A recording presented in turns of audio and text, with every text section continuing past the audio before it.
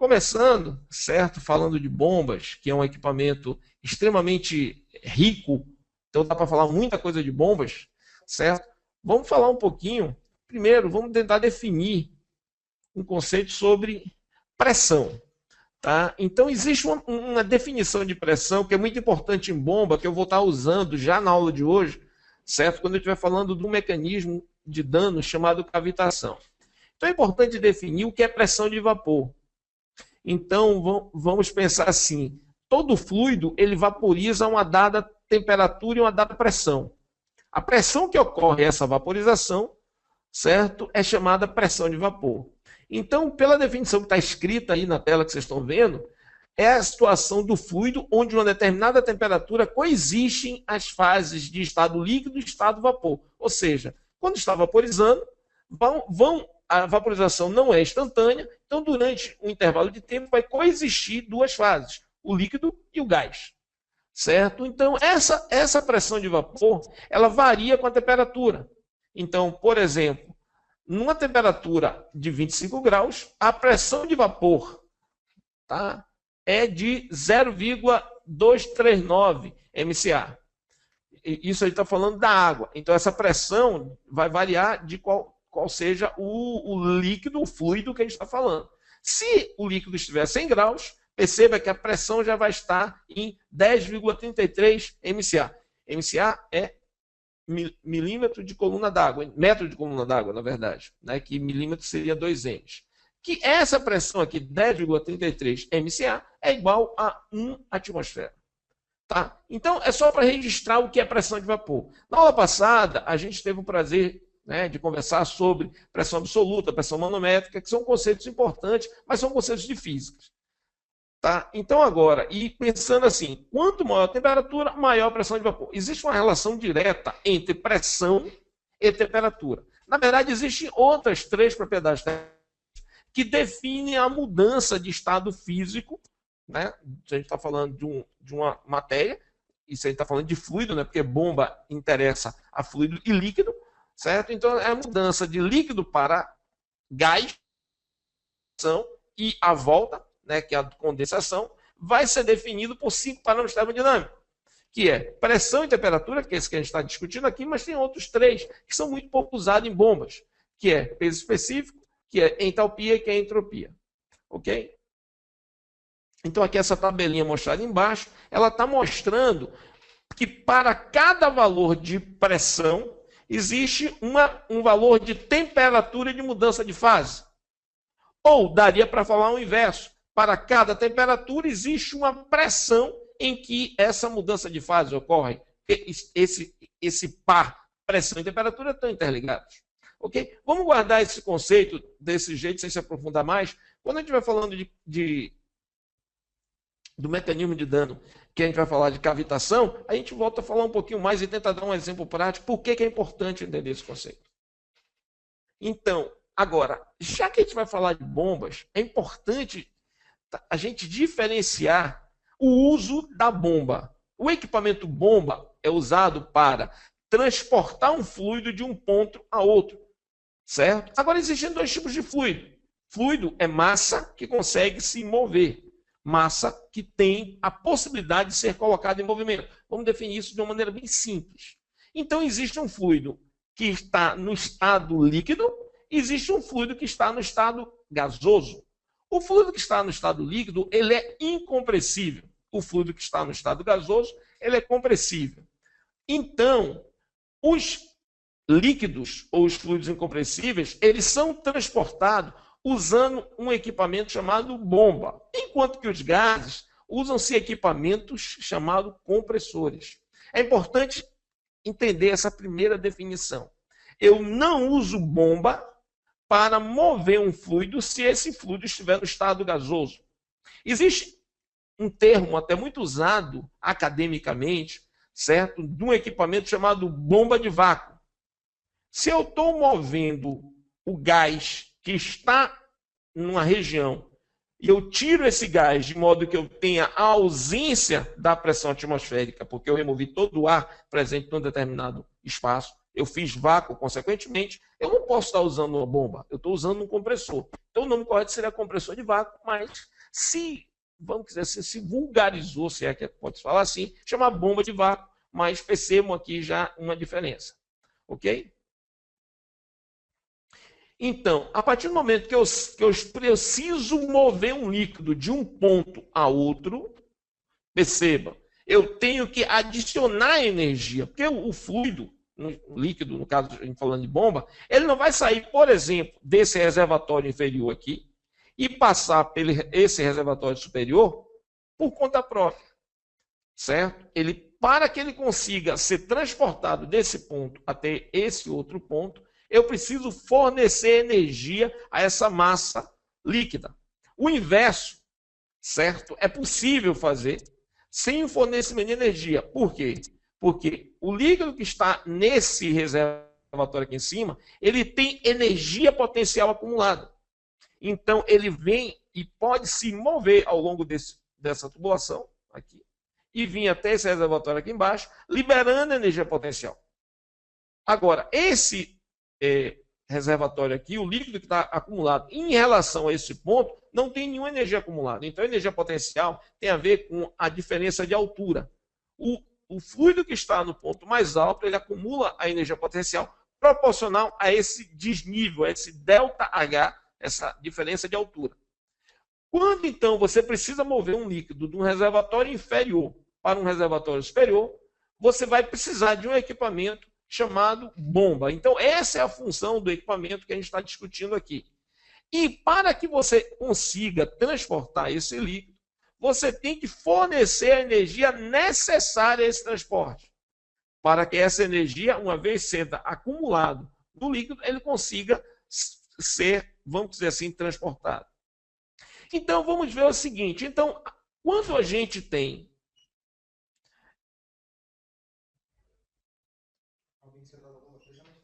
Hã? Ok? Emitiram um comentário aqui que a tela estava preta. Tá? Então, por favor, certo?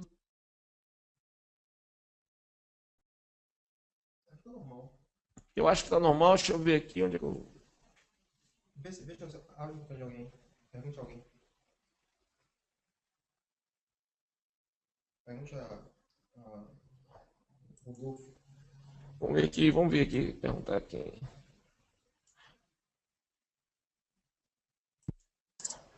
Olá, Rodolfo, tudo bem? Olá, Rodolfo. Abri seu microfone. Oi? Porque apareceu uma mensagem aqui que estava com a tela toda preta. A imagem, como é que tá? Tá tranquilo? Não, Paulo, Paulo não, tá tudo bem aqui, Paulo. Tá tudo bem? Tá, eu só escolhi você aqui só para dar o feedback, porque uma das pessoas que está assistindo disse que tinha problema. Vou fechar o microfone aqui e vou continuar. Se alguém tiver alguma dúvida, alguma questão, por favor, levante a mão para que a gente possa estar tentando parar. O Carlos Henrique e o Rodolfo, tá? Tem algum comentário? Deixa eu ver aqui o Carlos Henrique. Alô, Carlos, tudo bem? Oi. A imagem está chegando aí tranquilo? Tá tranquilo, tá tranquilo. Ok, então eu vou estar continuando, tá? A gente está começando bem básico. Ok? Tá, o Paulo Vicente vai falar aí agora, ok? Olá, pessoal. É o seguinte, eu recebi uma mensagem aqui de alguém no grupo que estava falando da preta, isso às vezes atrapalha um pouco a transmissão. Eu vou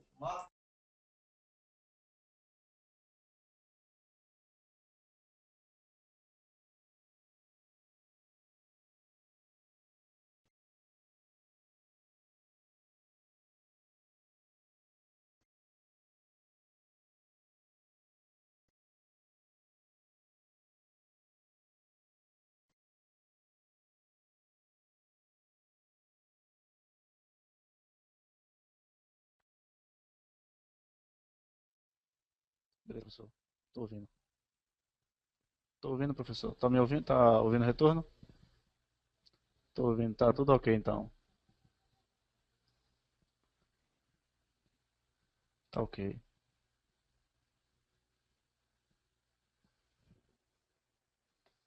Tá certo, professor.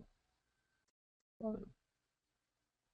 Olha, o Marcos ele fez uma vítima e os petrolegais e está como nos auxiliando na apresentação. Ok, Marcos? Seja bem-vindo aí, obrigado aí pelo apoio. E, por favor, dê o feedback aí pra gente, ok? Tá ok, professor. Um abraço, pode continuar. Legal. Tô voltando, então. Então, percebam, esse equipamento aqui, chamado bomba, que faz esse transporte, ele precisa ser acionado. Então, vamos ver dois tipos até de definição, que é muito interessante, que pode ser cobrado em qualquer prova, tá? É sobre os tipos de máquinas, em função de se ela aciona ou ela é acionada. Então, vejamos só. Olha que coisa. Então, quando a gente fala de máquinas hidráulicas, então é uma máquina, ou seja, a gente vai ter, é um conceito até que antecede bomba, é bom falar isso antes, que quando você tem uma máquina ou um equipamento que trabalha com um fluido, um líquido, né, você chama-se máquina hidráulica. Essa máquina ela pode fornecer, retirar ou modificar a energia do líquido em escoamento. E aí a gente tem que ver, essas máquinas se subdividem em dois tipos. Uma é chamada de máquinas operatrizes. A outra é chamada de máquinas motrizes ou máquinas geratrizes. Essa distinção tem a ver com qual é a função dessa máquina. Ela está fornecendo energia ou ela está retirando energia do líquido. Então, isso é muito interessante. Se ela estiver fornecendo energia, então perceba. Então vamos tentar aqui, nessa figurinha que aparece aqui ao lado, entender o que é o conceito fornecer energia e o que é o conceito retirar energia, já para trabalhar nesses dois conceitos aqui. Então, imagine que você tem um fluido, ele está entrando aqui no interior da máquina, então a gente está olhando a máquina aqui em corte, essa máquina tem um componente aqui, que é o rotor, tá? Ou o impelidor, certo? E esse componente, à medida que o líquido entra, ele gira. Aí a pergunta é, esse giro que está ocorrendo aqui nesse componente, ele está ocorrendo a partir do líquido que está entrando? Ou seja, é o líquido que está movendo esse componente, movendo esse rotor, ou essa pá, tem mais variados tipos. O importante é que é o choque mecânico do líquido, do fluido aqui, no caso do líquido, porque a gente está falando de uma máquina hidráulica, com esse componente que vai aqui acionar ele, gerar um movimento. À medida que eu faço isso, eu estou tirando energia do fluido e passando energia por componente aqui. E se esse componente está ligado no eixo, que vai estar ligado em outros sistemas ou em outros equipamentos, eu vou estar transferindo essa energia. Então, nesse caso, eu tenho uma máquina, um equipamento, que está removendo energia do fluido e está passando para um outro sistema ou para um outro equipamento. Nesse caso, percebo que aqui está grifado na letra azul para fazer referência ao nome máquinas motrizes. Agora, ao invés disso, imagine que esse fluido está entrando e ele está sendo obrigado a girar numa velocidade maior, porque esse componente aqui está sendo acionado por esse eixo. À medida que eu giro numa velocidade maior do que a velocidade que giraria pelo movimento apenas do líquido, eu vou estar fornecendo energia ao fluido e aí passa a ser uma máquina. Percebam que esse é o caso que se inclui as bombas. As bombas são equipamentos que você usa para fornecer energia ao líquido de modo que você consiga transportar ele para um ponto que precisa de uma energia maior. Por exemplo, um ponto numa altura maior. Ou você precisa de uma velocidade maior, você precisa de um volume maior sendo transportado na unidade de tempo. E no caso em que o fluido ele é usado para acionar o sistema, que são as máquinas motrizes, se tem um exemplo de turbina ou roda d'água, que são equipamentos muito usados em sítios, fazendas, para você estar com o movimento da água, você ter movimento, né, rotatório, e você está transferindo essa energia para executar outro tipo de operação. Aqui está o exemplo da roda d'água. Então, aqui percebam que a água está caindo aqui em cima na roda, a roda está girando, e associado aqui ao eixo da roda tem uma bomba que está bombeando água e transferindo água de um ponto a outro. Então, esse sistema aqui é uma ação combinada entre uma máquina, um equipamento motriz, que é a roda d'água, e um equipamento operatriz, ou, né, que é a bomba hidráulica que está aqui. Ok? Existe um equipamento aqui que é muito usado em física, o próprio Paulo Vicente disponibilizou já um vídeo mostrando como é que funciona, que você tem, é o equipamento carneiro hidráulico, em que você tem um dispositivo que, a partir de um choque hidráulico, você consegue mover a água desse ponto até esse ponto. Percebam que isso, se eu não tiver uma ação externa, eu não consigo fazer. Ou seja, você perceba que o Hzinho, o H minúsculo, tem uma altura menor do que o H maiúsculo. Então, para eu transportar qualquer massa desse reservatório até esse reservatório, eu tenho que fornecer energia. Essa energia é fornecida por esse sistema, que funciona como? Então, percebam, à medida que a água desce aqui, ela vem, essa válvula está fechada, ela vem, vai adquirir uma certa velocidade passando aqui por essa válvula de escape. Essa válvula, esse sistema, é ajustado para quando se atinge uma certa velocidade, ele fecha. Na hora que ele fecha, ele devolve uma onda hidráulica, um martelo hidráulico, que vai gerar aqui uma onda mecânica de movimento e vai estar impulsionando, vai abrir essa válvula, vai estar impulsionando a água que vai para esse reservatório. Ou seja, é esse choque hidráulico provocado aqui por esse sistema que faz com que a água se mova desse ponto até o reservatório maior. Então, a diferença de altura aqui, que você consegue de energia fornecer a massa líquida, você fornece por esse sistema. Esse sistema é bem interessante, porque percebam, eu não tenho aqui nenhum sistema externo acionando, ou seja, passando energia para que você tenha essa movimentação de fluido. Toda essa movimentação usando o próprio fluido. Quem quiser mais detalhe disso, veja o videozinho que Paulo Vicente postou lá, e qualquer coisa é só comentar. Agora, aqui, vamos olhar a primeira questão que está aqui, uma questão que caiu numa prova para engenheiro de equipamento júnior, uma prova da Petrobras, de 2010, tá? Para engenheiro de equipamento júnior de mecânica. O interessante é que a gente recomenda que vocês olhem os mais variados tipos de prova, porque para vocês terem ideia de que tipo de pergunta pode ser feita, focando sempre no assunto que você está estudando. Ou seja, você olhou o edital, viu quais são os assuntos que tem que estudar, por exemplo, bombas. É interessante olhar bomba nos mais variados tipos de prova Petrobras. É muito raro acontecer, certo? Mas já teve questões repetidas, volto a repetir, isso é muito raro.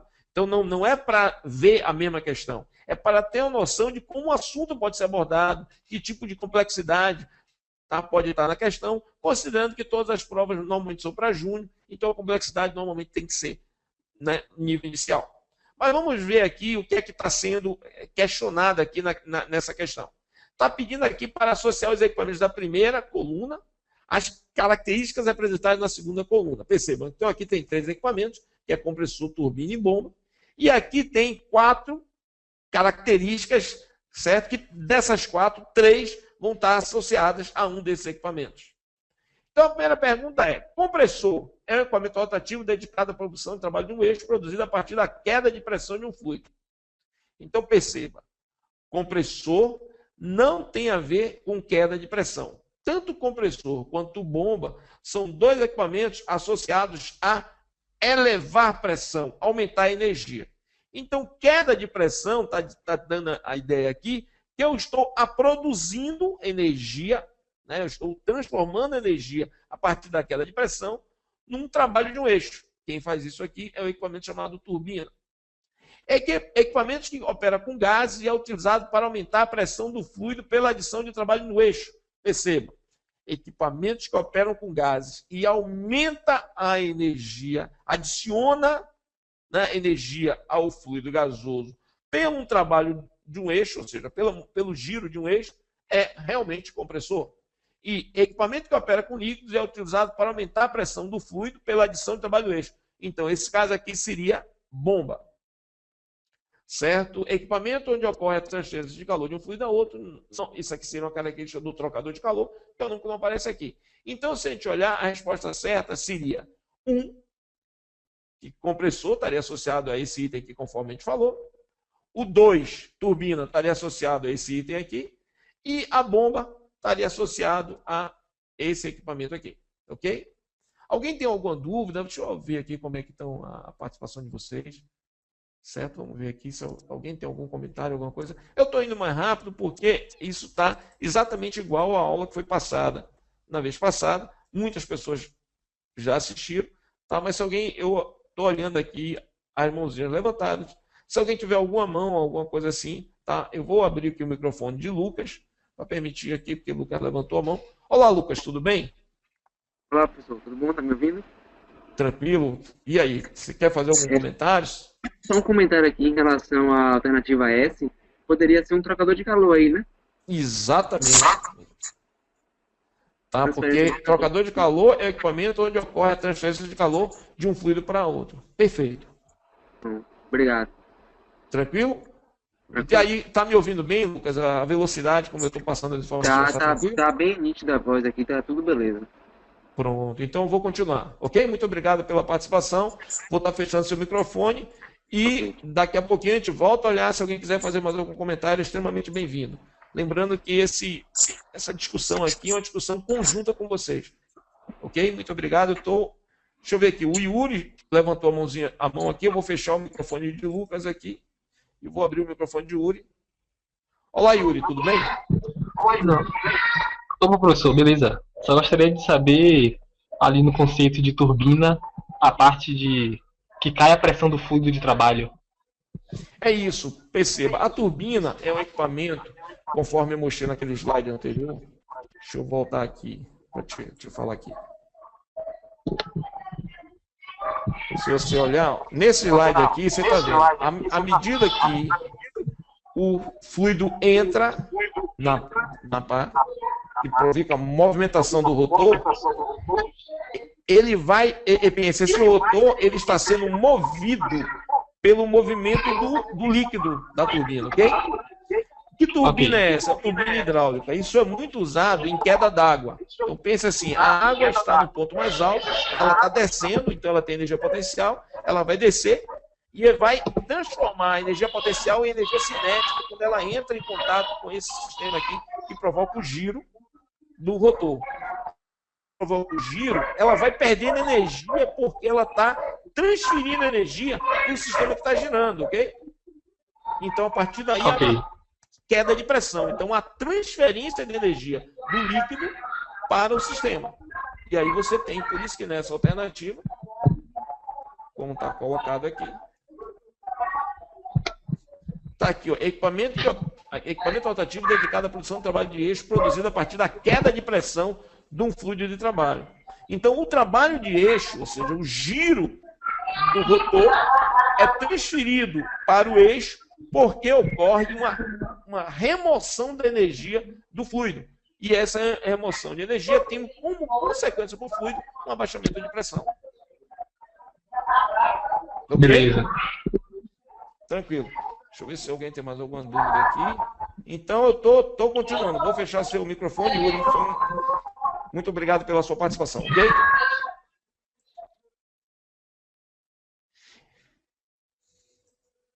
Então, pessoal, continuando, tá? Conforme a gente viu.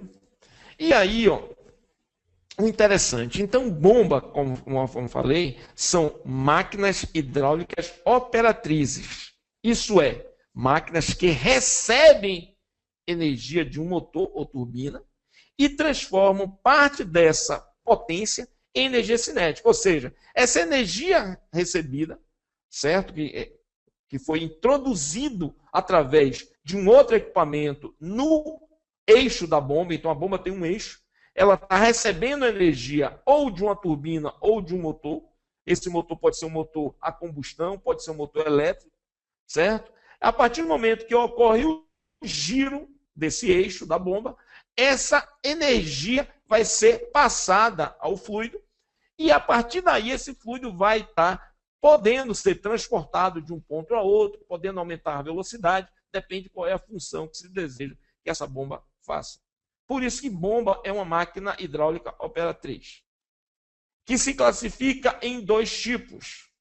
As bombas podem ser centrífugas, ou também conhecido como turbobombas, que podem ser chamadas de bombas hidrodinâmicas, rotodinâmicas, e bombas volumétricas, que também são chamadas de bomba de deslocamento positivo.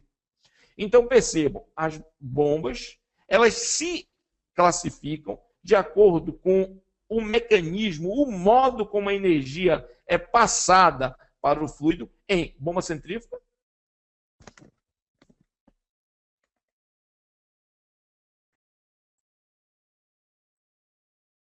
ok? Bomba centrífuga ou bombas volumétricas. Então, existem várias maneiras de se classificar uma bomba. Então, aqui, repetindo, a classificação que está definindo esses dois tipos de bomba é quanto ao mecanismo pelo qual a energia está sendo passada ao fluido. Percebam que a anterior bomba, conforme eu falei aqui no texto acima, eu tenho um motor, uma turbina ou motor a combustão interna, motor elétrico. Então, é só para já aproveitar esse slide e introduzir esse conceito, é que quem aciona a bomba, ou seja, a bomba não é acionada, ela não é acionada sozinha, ela precisa de um acionamento externo. Quem define esse acionamento externo é, primeiro, a matriz energética que tem para o sistema onde você está usando a bomba. Então, qual é a energia que tem o menor custo, certo, para que você implemente e vai te dar a maior eficiência? A energia elétrica. Não, pode ser energia solar, pode ser energia eólica, pode ser energia a partir de um motor a combustão interna. Então depende de que local está instalada essa bomba, certo? E lembrando que às vezes você vai ter os dois sistemas, certo? Conforme eu falei na aula passada, quando você tem bombas que atuam em sistemas críticos, você não pode confiar em um único modo de acionamento. Uma bomba que atue, por exemplo, um sistema de refrigeração da carcaça de um reator. A água não pode parar de circular na carcaça do reator, porque se parar, ocorre uma elevação de temperatura descontrolada. Então, o que é que tem que acontecer? Você vai estar usando mais um sistema de acionamento. Turbina, motor elétrico, por aí vai. O mais usual é turbina, motor elétrico ou turbina a gás. Ok? E então, continuando, vamos ver aqui, qualquer coisa, por favor, me interrompam.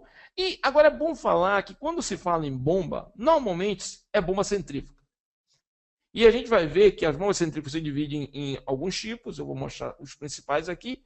Mas por que quando se fala em bomba, normalmente é bomba centrífuga? Porque ela serve para a grande maioria dos sistemas e para a grande maioria dos bombeios de fluidos. Então aqui está um exemplo de abastecimento de água, sistema de irrigação, centrais termoelétricas, estação de tratamento, sistema de drenagem, centrais de refrigeração, sistema de combate a incêndio. E ela é usada nas mais variadas indústrias: petróleo, química, petroquímica, mineração, têxtil, papel, celulose, siderurgia. Então, ó, a bomba de deslocamento positivo, ela tem uma utilização muito menor. Então, e principalmente para as pessoas que não são da área, quando fala em bomba, sempre vai estar falando bomba centrífuga. Porque quando você fala em outro tipo de bomba, normalmente você adiciona o termo de identificação da bomba. Bomba de deslocamento positivo, aí pode ser rotativa, paleta, pistão. Então, quando você fala só o termo bomba, normalmente está se referindo à bomba centrífuga. Tá? Então, como é que ocorre a transferência de energia para o fluido? Ou seja, eu preciso mover um fluido de um ponto a outro e a gente viu que eu vou ter que estar fornecendo energia. Percebam, vou tentar mostrar isso de uma maneira mais simples. O fluido está entrando aqui no rotor, a partir daí, esse rotor está girando o tempo todo. E à medida que ele vai girando, ele vai se chocando com a massa líquida e vai transferindo energia para a massa líquida.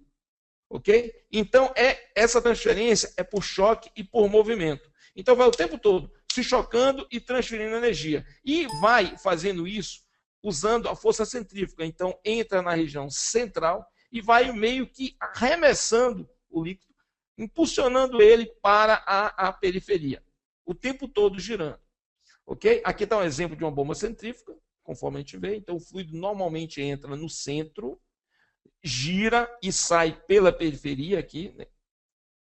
E o interessante é que como é que isso ocorre? Para facilitar a movimentação, você tem aqui no ponto A, mostrado aqui na região central, uma região de baixa pressão, provocada até pelo movimento do fluido. A partir do momento que ocorre o choque tá, da massa líquida com as palhetas do impelidor, do rotor, que vai aumentando a velocidade, ela vai ganhando energia e até o ponto que sai. Então eu tenho uma região de baixa pressão aqui no olhar de sucção, inclusive esse é o processo que ajuda a succionar o líquido para dentro da bomba. E a partir do momento que ele vai ganhando energia pelo choque com a parede aqui das palhetas aqui do impelidor, ele vai ganhando velocidade e sai com mais energia. Então sai com mais velocidade e mais pressão. Ok? Então aqui a gente já vê aqui que essa parte aqui, o A, é o olhar de sucção, o bocal de sucção aqui. O B aqui é onde tem a zona de baixa pressão do impelidor, então é conhecido como olho do impelidor, então aqui é onde tem a menor pressão no sistema como um todo. É importante falar isso, porque daqui a pouco eu vou estar discutindo com vocês cavitação. E cavitação vai acontecer entre esse ponto e a mudança entre o ponto B e o ponto C. Então por isso que é importante entender que aqui ocorre um abaixamento de pressão. O C aqui são as pás, ou seja, são as palhetas ou pás que existem no equipamento que está girando, então é importante falar que essa carcaça aqui, essa parte aqui, a voluta aqui, ou a carcaça, ela é fixa, só essa parte gira, então, consequentemente, eu estou impulsionando o líquido para frente aqui, nesse movimento aqui rotatório, e aí aqui você tem todos os problemas de perdas hidráulicas em função do atrito do líquido com as paredes da carcaça fixa e da perda de energia aqui também, quando se choca com a carcaça aqui, a parte aqui do impelidor, ok? Essa figurinha aqui está mostrando em corte uma bomba centrífuga, certo? Então percebam que aqui está mostrando de novo a entrada do fluido, vai estar girando aqui nesse impelidor. Percebam aqui, à medida que ele entra aqui, gira, ele sai, aqui está mostrando o mesmo efeito. Esse impelidor aqui, ele é fechado aqui, tá vendo? Ele tem duas paredes, o de cá não tem, ou seja, o de cá você consegue ver as pás. Esse aqui, se a gente visse aqui de frente, não conseguia ver, porque ele tem uma outra chapa aqui em cima, ok? Então, pensando assim, a gente vai ver que esse aqui é uma bomba centrífuga radial, que é a bomba mais comum, que o fluido entra nessa direção, tem esse sistema de baixa pressão, à medida que ele vai se chocando com as pás aqui, vai aumentando a velocidade e sai. Então, aí agora, vamos tentar pegar algumas coisas que foram faladas, alguns conceitos, e ver se a gente consegue responder a questão que caiu numa prova de 2010, tá? Para Petroquímica Suape. Então, aqui não foi uma prova para o concurso Petrobras, é uma prova que caiu para um concurso Petroquímica que tem lá em Pernambuco, que faz assim, ó, em uma bomba centrífuga, o componente giratório dotado de pás, cuja função é transformar a energia mecânica para adotar o fluido de velocidade e pressão. Denomina-se, primeiro, então o nome está dizendo aqui, ó, é componente de uma bomba centrífuga, certo? E é componente giratório, certo? Então, o que tem giratório numa bomba centrífuga? Tem a engrenagem e tem um impelidor. A engrenagem, que tem uma parte dela que gira, que é, na verdade, a engrenagem é um suporte do eixo, ela não tem contato com o fluido, então ela não está transformando energia para estar passando por velocidade e pressão para o fluido. Então, só quem faz isso é o impelidor. Portanto, a resposta certa seria impelidor. Ok? Antes da gente começar a discutir cavitação, vamos permitir aqui. Então, o Carlos levantou a mão. Então, vamos permitir aqui o Carlos aqui. Olá, Carlos, tudo bem? Olá, Carlos Henrique, tudo bem? Sim. Não, aqui. Olá, você está me escutando? Tranquilo, muito bom. E aí? Não, não, eu tinha levantado a mão quando você estava dando a definição de máquinas hidráulicas, que bombas são máquinas operatrizes. Aí eu ia perguntar, de acordo com alguma aplicação, ela também poderia exercer a função de máquinas matrizes ou geratrizes? Ó, perceba. Vamos voltar lá no slide, Carlos, para que a gente possa estar discutindo isso melhor. Aqui, ó, se a gente olhar, a função da máquina operatriz é tirar energia de um sistema. Para tirar energia, significa dizer que é o giro do fluido que converte o movimento ao eixo. E a partir daí, esse eixo vai transferir esse movimento para um outro sistema. Ok? A entendi. bomba, eu não tenho como fazer isso com a bomba. Porque a bomba, ela foi projetada para receber energia externa e passar essa energia para o fluido, entendeu? Entendi. Então, eu teria que ter... Até você pensar o seguinte, como é que funciona uma turbina? Só para você pensar, onde é que eu tenho... onde é que você tem? Toda vez que você provoca movimento giratório, você está passando energia rotacional, né, ou seja, energia mecânica, para um determinado sistema, e essa energia ela pode ser convertida por mais vários tipos de energia. Por exemplo, você pode ter um gerador, como é que ocorre no carro? O carro, eu vou estar tendo o gerador, o alternador, que ele está convertendo energia mecânica, rotação, em energia elétrica que eu estou usando para carregar a bateria. Ok? Então, esse movimento rotacional aqui desse eixo é que vai ser aproveitado por outros equipamentos, certo? Por exemplo, um gerador. Eu posso estar, por esse movimento rotacional aqui, gerando energia elétrica.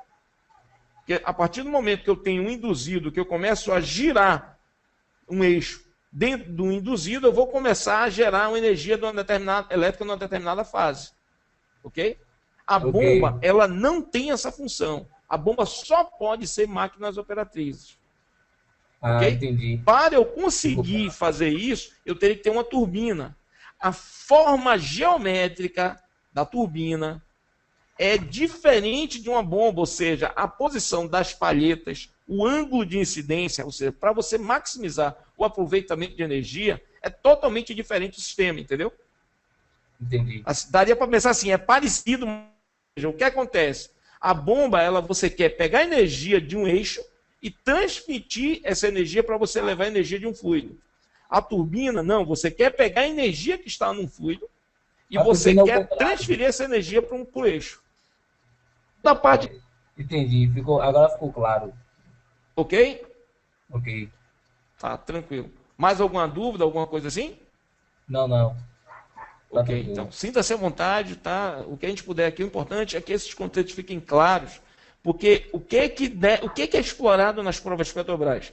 Os conceitos. É uma prova que se propõe a avaliar contratação de júnior. Então vai se trabalhar muito em conceitos básicos. Mas esses conceitos básicos, eles às vezes se faz uma grande mistura de vários conceitos juntos, e você acaba tendo uma questão que não é simples de responder, entendeu? Então tome muito cuidado quando vocês estiverem fazendo qualquer um processo seletivo desse, porque basicamente eles vão estar misturando conceitos para tentar ver o nível de conhecimento de vocês.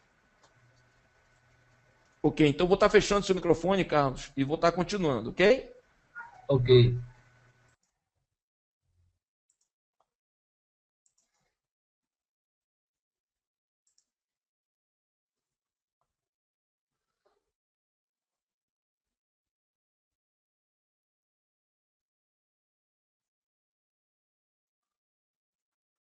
Ok, vamos falar agora de um fenômeno físico que ocorre nas bombas centrífugas chamado cavitação. Então, o que é que acontece? A partir do momento que o fluido entra aqui, que começa a ter contato com as palhetas do rotor, certo? Pode estar ocorrendo esse processo chamado cavitação. O que é isso? Na hora que o fluido entra, o que é que acontece? Você tem aqui a pressão na entrada aqui do fluido, certo? E você vai ter a pressão na saída. Perceba que a pressão na saída é maior do que a pressão na entrada. Lógico, o papel da bomba, né, do rotor aqui da bomba, é aumentar a energia e vai estar aumentando velocidade e pressão. A depender do tipo de bomba, ou eu maximizo o aumento da velocidade, que é energia cinética, ou eu maximizo o aumento da pressão, que é basicamente energia potencial. Então, esse aumento aqui que acontece, certo? É normal. Agora, o que interessa é o que aconteceu aqui no meio do caminho. Percebam que o ideal é que fosse assim, ó. Ou seja, eu entro com o fluido, aumento a pressão sem que ocorra um abaixamento de pressão abaixo dessa linha aqui.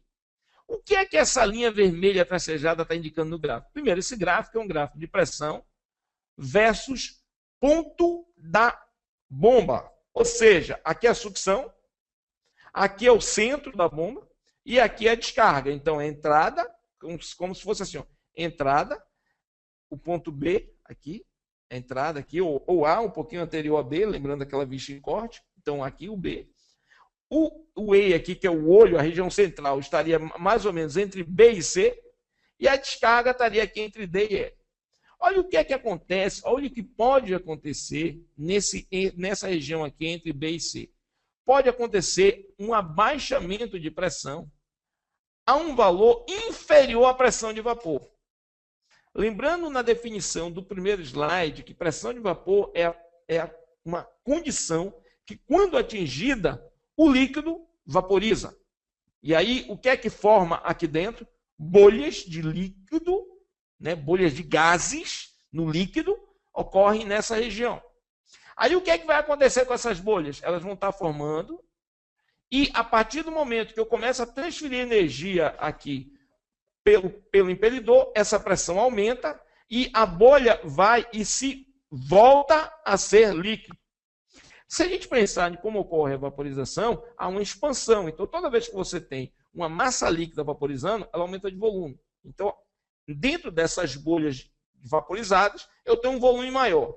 Na hora que você volta a ser líquido, que acontece a condensação, há uma implosão, porque a expansão contrai, certo? Então, essa implosão é que é o problema. Então, cavitação é o fenômeno físico que ocorre apenas em bombas centrífugas, porque só bomba centrífuga tem esse sistema de baixa pressão na entrada, e à medida que eu vou tendo contato com as pás do impelidor, a pressão vai aumentando. Então, esse tipo de comportamento aqui não acontece com bombas de deslocamento positivo.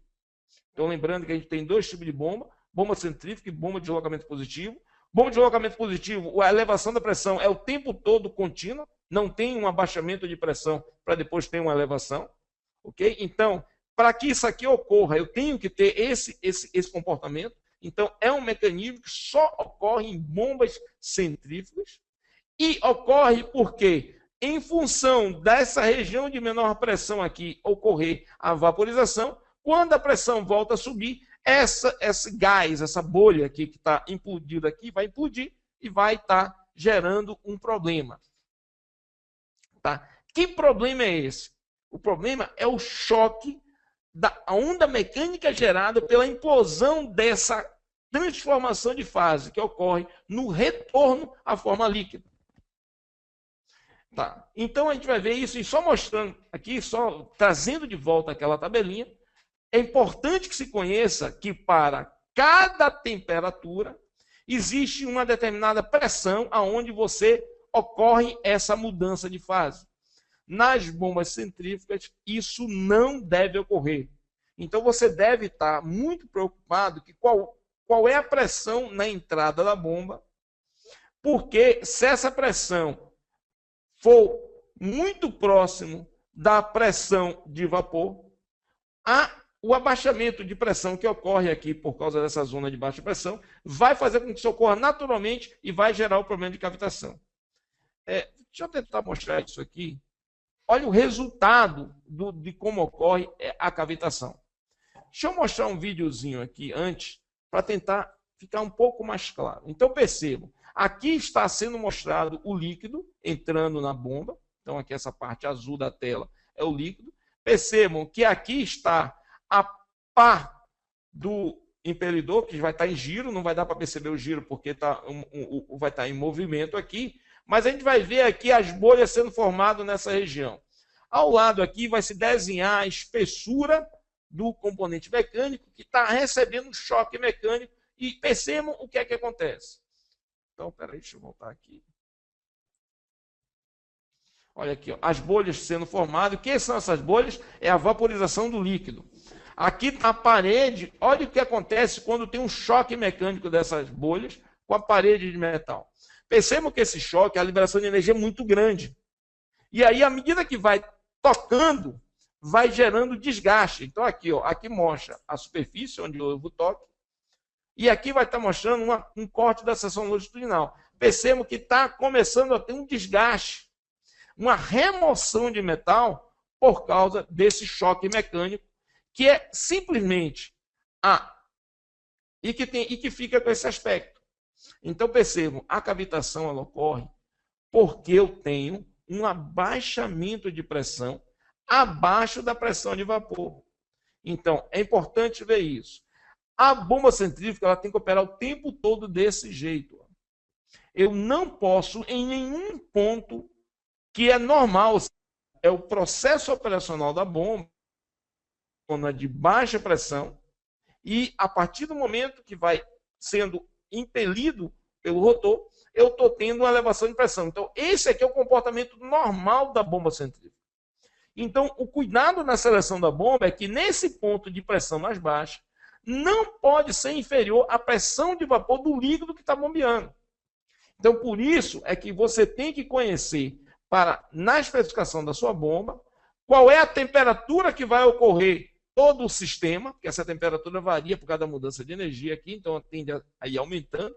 A temperatura na entrada é menor do que a temperatura na saída, então eu tenho que conhecer qual é essa temperatura ao longo de todo o caminho da massa líquida, para que eu saiba qual é que é a pressão de vapor nessa temperatura e para que se garanta que você opera o tempo todo acima dessa pressão, para que não ocorra a formação dessas bolhas, consequente implosão e com consequente desgaste da superfície metálica.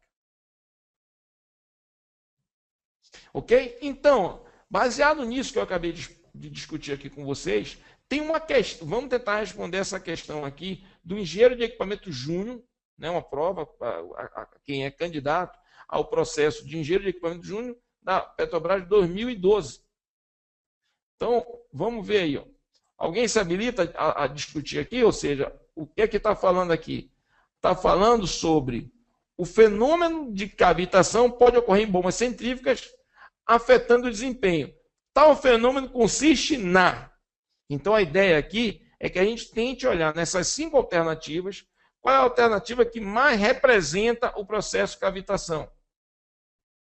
Tá? Então, só se a gente ver aqui é o seguinte. Cavitação é um processo de mudança de fase de líquido para gás e voltando a ser líquido. Então, tem um processo de vaporização e tem um processo de implosão. Certo? Então, a alternativa A não pode ser. Por que a alternativa A não pode ser? Porque a alternativa A está falando de solidificação de um líquido que está em movimento. E aí continua, devido a alterações na sua condutividade térmica, que no caso aumenta e alcança a condutividade térmica do sólido correspondente à sua pressão. Perceba, olhe como as questões são manipuladas e que leva às dúvidas. É possível acontecer o que está falando na alternativa A, só que isso não seria cavitação. A formação de sólidos em um líquido geraria um problema de erosão. Solidificação de um líquido que está em movimento devido à alteração na sua temperatura, que no caso diminui e alcança a temperatura do sólido correspondente à sua pressão. É totalmente possível acontecer. A mesma coisa. Então, se eu tenho um líquido que está transportando e várias fases, vários líquidos misturados, se eu atingir a temperatura de solidificação de alguma dessas fases, essa fase vai solidificar e eu vou estar gerando atrito, desgaste no metal, mas o processo chama-se erosão. Então, a alternativa A e B não pode. Agora, as alternativas C, D e E poderia, porque falam de vaporização de um líquido. Agora, vamos tentar ver qual é mais certo. Vaporização de um líquido que está em movimento devido à alteração de sua massa específica, que no caso aumenta e alcança. Não acontece variação de massa específica do líquido que está sendo passado numa bomba. Porque, para eu ter variação de massa específica, eu teria que ter variação de densidade, eu teria que ter variação de alguma característica física do líquido que não acontece. Então, a alternativa C não se aplica. Alternativa D, vaporização de um líquido que está em movimento devido à alteração de sua pressão, que no caso diminui e alcança a pressão de vapor, correspondente à sua temperatura. E vamos ver a alternativa E, vaporização de um líquido que está em movimento devido à alteração de seu volume específico, que no caso diminui e alcança o volume específico do vapor correspondente à sua temperatura. Perceba, eu não tenho mudança de volume específico, do mesmo jeito como eu não tenho mudança de massa específica no equipamento bomba centrífuga. Então, a única coisa que a vaporização que pode acontecer é em função da alteração de pressão, conforme eu expliquei. Então, o líquido entra, atinge a pressão de vapor, vaporiza, e aí, em função de um retorno à condição de maior pressão, ele vai e volta a ser líquido, e nesse momento ocorre implosão e ocorre o dano na superfície metálica. Então, a resposta certa seria a letra D de dado. Ok? Alguma dúvida? Alguém quer falar algum comentário? Eu estou falando rápido porque isso a gente já discutiu na aula anterior, mas é importante. Deixa eu ver aqui o Carlos, aqui tem algum comentário. Olá, Carlos. Não, Carlos Henrique, sua mão está levantada aqui. Você quer comentar alguma coisa? Sozinho aqui. Poxa, legal. Mas é bom que ela, até aí, tá vendo? Sua mão quer participar com a gente. Como é? Ou depois que você sabe a definição, as questões parece que se tornam bem mais fáceis. Essa questão, se eu não soubesse a definição de cavitação, provavelmente eu não ia acertar essa daí nunca. Mas é isso, essa é a ideia, por isso que a gente está chamando bem a atenção. Essas provas, elas são provas que vão trabalhar conceitos. Por isso que o conhecimento de física, o conhecimento de matemática, ele vai nortear muito a resposta dos conhecimentos específicos. É muito importante os conceitos. Porque percebe que aqui o cara fica trabalhando nos conceitos e todos os conceitos que academicamente são certos. E é que aí acaba dando confusão. Ok? Verdade. Tá? Vou continuar então, ok, Carlos? Beleza, pode continuar.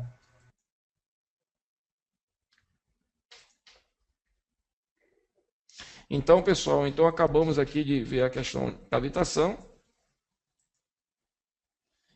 Então, ó, vamos ver aqui um tipo de bomba centrífuga. O primeiro tipo, que é o mais usual, é a bomba centrífuga radial, que é basicamente o seguinte: quando vocês ouvirem falar de bomba e que ninguém disser que bomba vai ser provavelmente bomba centrífuga radial. Que como é que ocorre? A movimentação do fluido se dá do centro para a periferia do rotor, no sentido perpendicular ao eixo de rotação. Então, o fluido vai estar entrando nessa direção e vai estar saindo numa direção perpendicular. Inclusive, aquele processo que eu estava explicando lá, da entrada, do abaixamento de pressão, é exatamente o processo da bomba centrífuga radial. É a bomba mais usada no mundo, principalmente quando o fluido é água. São empregadas para pequenas e médias descargas e para qualquer altura manométrica. Então, a grande utilização dessas bombas, que elas se aplicam a qualquer altura. Então, se você tiver assim, ó, grandes alturas, que é o que normalmente acontece quando você tem que fazer o transporte de um fluido de um reservatório inferior para um reservatório superior, tipo um prédio, por exemplo, tá? Que você tem prédio de 10, 20, 30, 40, 50 andares, e se a gente pensar que cada andar está perto de 3 metros, a gente está falando de 100 metros de altura, sei lá. Se a gente pensar assim, um prédio de 30 andares, a gente está falando de quase 90 metros de altura. Então, próximo disso, então, que bomba que é usada para transportar a água que está no reservatório inferior até o tanque que está no... É uma bomba centrífuga radial. Então, e a gente vai ver que daqui a pouco tem uma questão que foca nisso. Em função de qual que é a aplicação ou de velocidade que você precisa, certo? Porque velocidade vai estar associado à vazão. Eu preciso de uma bomba que consiga encher mais rápido um determinado recipiente. Eu preciso de uma bomba que consiga transportar um fluido para um recipiente que está numa altura mais elevada. Então, ou no quesito vazão, ou no quesito altura, vai estar se selecionando um tipo de bomba específico. E como essa bomba ela é usada para pequenas e médias descargas aqui no contexto de vazão, e para qualquer altura manométrica, é a bomba mais usada. Ela só não é usada quando eu tenho necessidade de grandes vazões. Aí eu vou estar usando bombas que tenham características com menor perda de carga. Porque uma coisa importante é que a eficiência energética de uma bomba centrífuga é baixa. Você perde muita energia entre a energia que está chegando no eixo e a energia que está sendo transferida para a massa líquida. Então, bomba centrífuga de fluxo misto. Então, aqui eu vou mostrar a foto aqui para ficar até mais fácil mostrar. Percebam que o fluxo agora ocorre na diagonal, ele não é mais perpendicular em relação ao rotor. Há uma inclinação das pás, certo? Para que você tenha, tá, uma menor perda de carga. Então, o que é que você consegue com essa bomba centrífuga de fluxo misto? Você consegue aumentar a vazão, você aumenta a velocidade na saída da bomba, mas em compensação, como se eu pensasse assim, eu consigo maximizar a energia cinética que eu estou passando, mas eu vou diminuir a energia potencial. Então, consequentemente, ela só é usada para pequenas e médias alturas. Então, quando eu tenho grandes alturas, eu vou estar usando a bomba centrífuga radial. Quando eu tenho grandes vazões e médias alturas, tá? Pequenas, médias alturas, eu vou estar usando a bomba de fluxo misto, que ela tem esse comportamento. Perceba que a gente está falando aqui de bombas, se é uma bomba vazão, de grande vazão, são bombas grandes. Para até ficar claro aqui está a foto de uma pessoa ao lado da bomba, para vocês perceberem que não está falando de qualquer bombinha. E, por fim, a bomba centrífuga de fluxo axial, que é quando o fluido ele se movimenta paralelo ao eixo de rotação. Não está vendo aqui. São bombas que também conseguem grandes vazões, certo? E médias alturas, certo? São bombas menores. Tá? Aqui está mostrando uma bomba que fica numa posição submersa, está captando água de um poço, alguma coisa assim. Então, elas têm normalmente esse formato. São bombas que são basicamente usadas nessa condição submersa, porque quando eu tenho as condições externas, normalmente é usado a bomba centrífuga de fluxo misto ou a bomba centrífuga de fluxo radial. Ok? E aí, agora, então, percebam, a ideia aqui foi falar os 3 principais tipos de bomba, que a gente falou até agora, que são bombas centrífugas. E agora vamos falar um pouquinho das bombas volumétricas, que elas são muito pouco usadas, mas até por isso são alvo de questões de prova, porque se tem pouca coisa, basicamente, se falando de bomba de deslocamento positivo. Que a grande parte das publicações, ou seja, você vai fazer um curso de bomba, 80% do curso vai ser bomba centrífuga e 20% vai ser o resto. Então vamos falar um pouquinho de bomba de deslocamento positivo. Primeiro, entender que a maneira como a energia transportada, ou seja, como eu adiciono energia à massa líquida, como eu transporto esse fluido de um ponto a outro, muda. Eu faço agora por volume. Não é mais por choque mecânico das pás do impelidor, certo? Com o líquido. Tá? Então, a movimentação do fluido é causada diretamente pela ação do impulsor da bomba, que obriga o fluido a executar o mesmo movimento.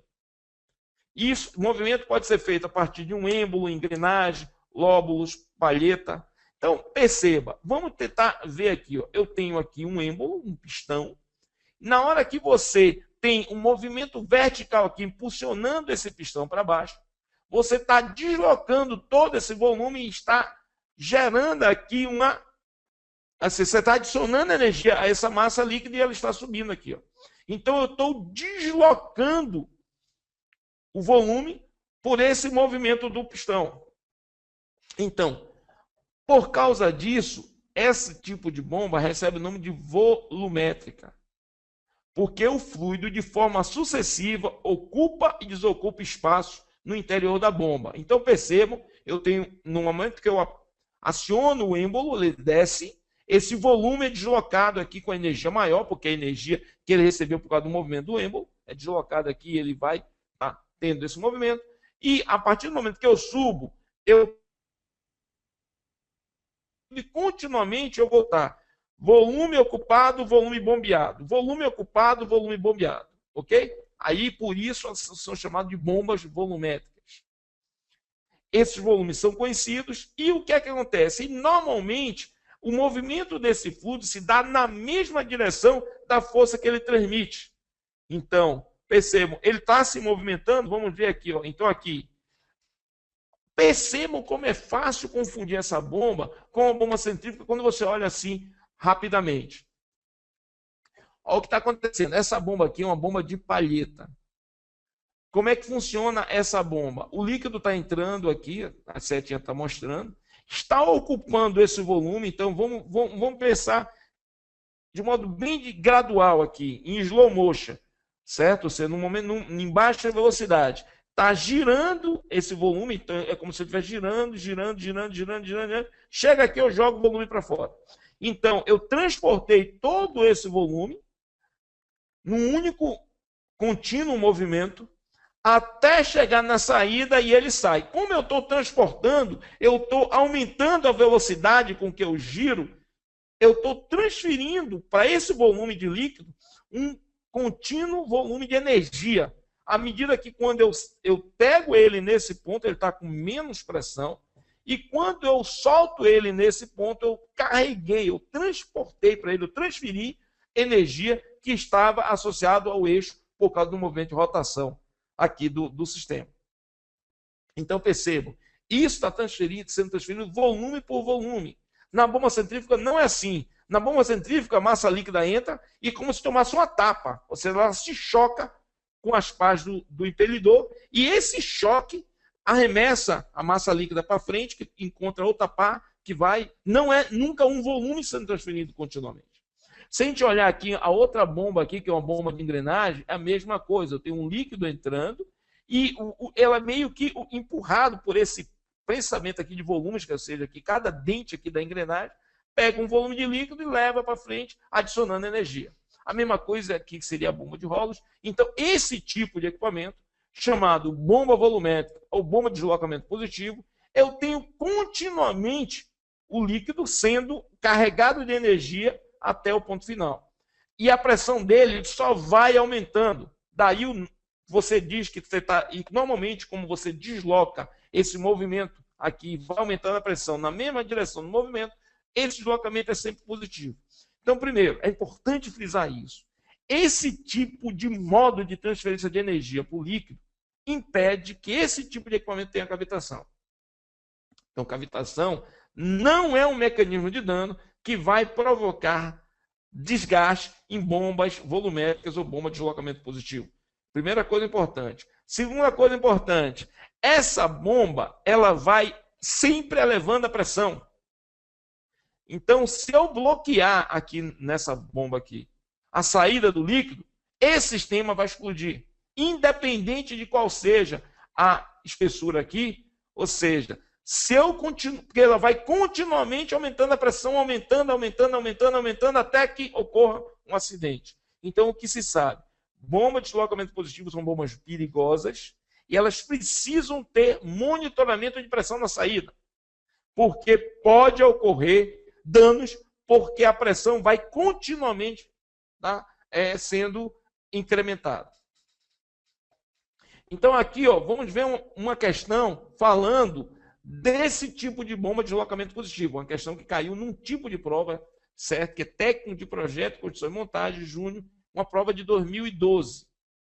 Está falando aqui, bomba de deslocamento positivo rotativa. Na questão, deixa eu ajudar vocês, lógico, na questão não tem o desenho foi eu que botei aqui para ajudar a gente a responder a questão. Tá? Então, está falando aqui, bomba de deslocamento positivo rotativa. Então, se eu não tivesse vindo esse desenho, eu já podia, só pelo... Tá falando assim, bomba de deslocamento positivo não pode ser a letra A, não pode ser a letra D e não pode ser a letra E. O termo axial normalmente está associado à bomba centrífuga.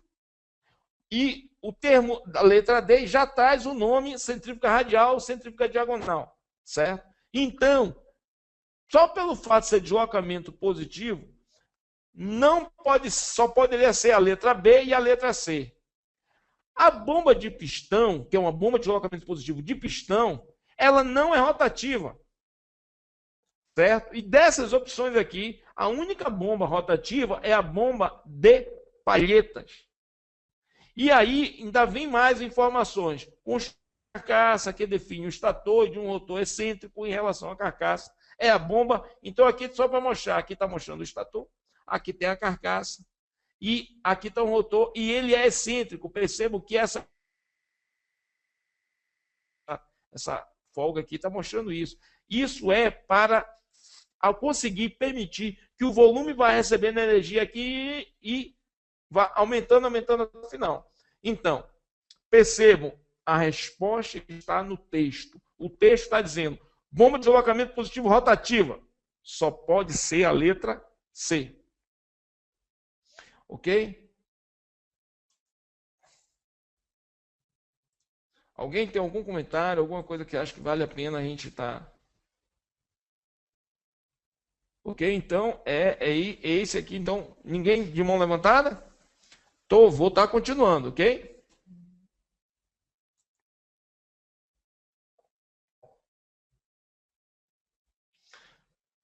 Vamos ver aqui, ó. Então, esse gráfico é interessante, que ele dá mais ou menos um resumo do que eu falei dos tipos de bomba. Percebam que nesse eixo tem altura manométrica, ou seja, qual é a altura que eu preciso estar gerando o meu transporte. Então, aqui tem altura, então 10, 100, 1000, 10.000 metros. E no eixo horizontal eu tenho a vazão que eu preciso, ou seja, qual é o volume de líquido que eu tenho que transportar na unidade de tempo.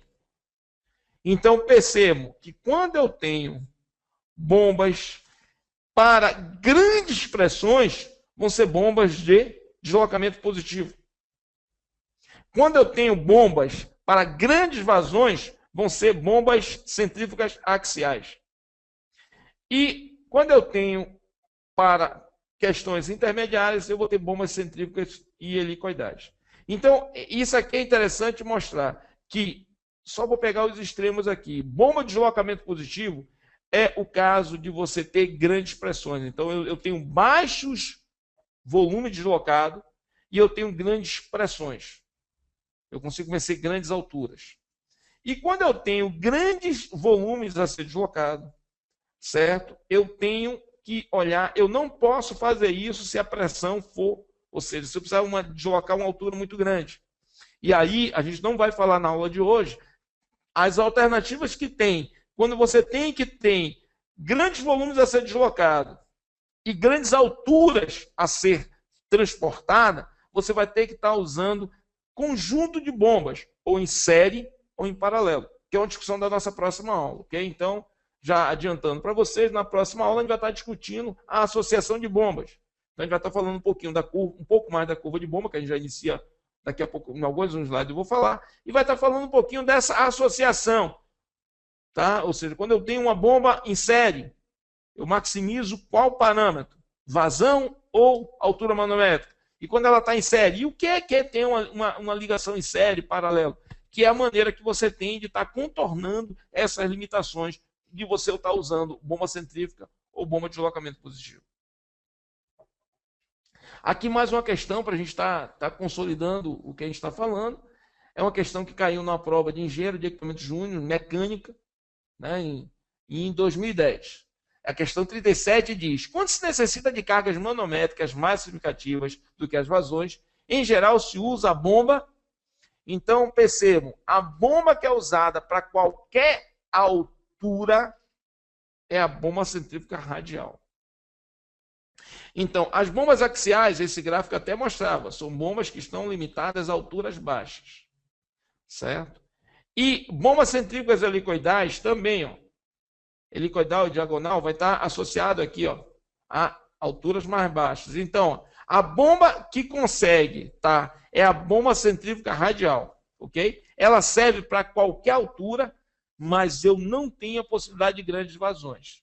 Então, como aqui está dito, quando se necessita de cargas manométricas mais significativas que as vazões, ou seja, eu tenho altura, carga manométrica é altura, ou seja, eu tenho que vencer uma altura maior, mas eu não tenho associado a essa necessidade a necessidade de grandes vazões, a resposta seria bomba centrífuga radial.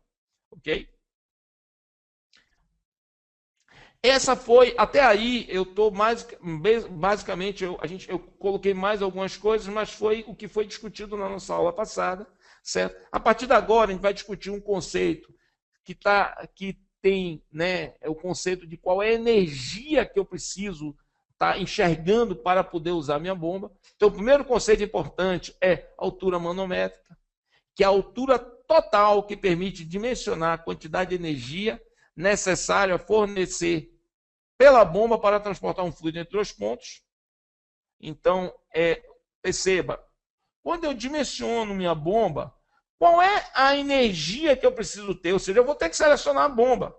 Então, para que eu consiga selecionar a bomba que vai transportar um fluido de um ponto a outro, eu tenho que conhecer qual é a energia que vai ter que ser fornecida ao líquido para que eu possa selecionar a bomba. Então, a gente vai discutir agora alguns conceitos importantes associados a esse parâmetro de energia que você precisa conhecer. Então,